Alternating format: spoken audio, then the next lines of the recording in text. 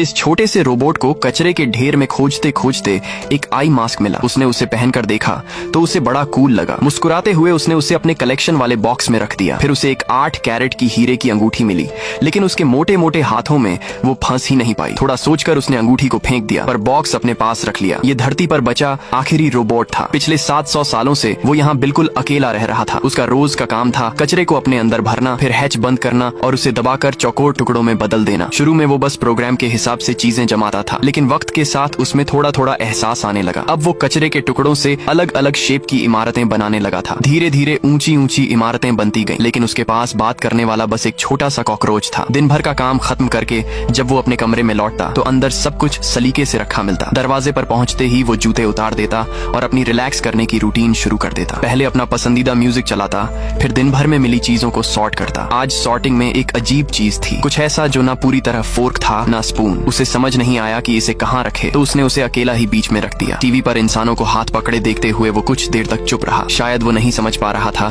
कि ये एहसास क्या होता है, लेकिन अंदर कहीं वो भी किसी का साथ चाहता था। मगर इस सूनी धरती पर वो बस अपने दोनों पंजे पकड़कर बैठ सकता था। अपने छोटे दोस्त कॉकरोच के लिए उसने खाना रखा, फिर खुद एक छोटे से बॉक्स में सिकुड़ कर सो गया। उसका कलेक्शन कैबिनेट ही उसका बिस्तर था। बच्चों की तरह वो तभी सो पाता था जब खुद को थोड़ा हिलाकर झुलाता था। सुबह बैटरी लो होने की आवाज से उसकी नींद खुली। थकान के बावजूद वो उठा, जूते पहने और धूप सेंकने बाहर निकल पड़ा। उसे पता था पूरा चार्ज होने के लिए 2 घंटे की धूप जरूरी है। फिर वही दिनचर्या, कचरा इकट्ठा करना, दबाना और जमा करना। लेकिन हर दिन कुछ नया मिल ही जाता था जो उसकी तन्हाई को थोड़ा हल्का कर देता। उस शाम जब सूरज डूबने को था, उसने एक पुराने फ्रिज को काट कर खोला और अंदर एक छोटा सा पौधा देखा। 700 सालों में पहली बार उसने कुछ जिंदा देखा था। बड़ी सावधानी से उसने पौधे को अपने छोटे बॉक्स में रखा। उसी वक्त उसे एक लाल बिंदु दिखा जो इधर उधर भाग रहा था। वो उसे पकड़ने के लिए दौड़ा, लेकिन जैसे ही उसे पकड़ा, पीछे से एक धमाका हुआ। आसमान से एक विशाल चीज जमीन पर आ गिरी। शुक्र है उसने वक्त रहते खुद को बचा लिया। धीरे धीरे उसने सिर बाहर निकाला और देखा वो कोई तबाही नहीं, बल्कि उसकी जिंदगी में आने वाला नया मोड़ था। वो थी एक चमकदार नई रोबोट, गुस्सैल लेकिन खूबसूरत, और शायद वही थी वो साथ जिसकी उसे सदियों से तलाश थी। दोस्तों, अगर किस्मत आपको ऐसी जादुई दुनिया में ले जाए तो बताओ आप किसके साथ वहाँ रहना पसंद करोगे? प्लीज कमेंट में जरूर बताना।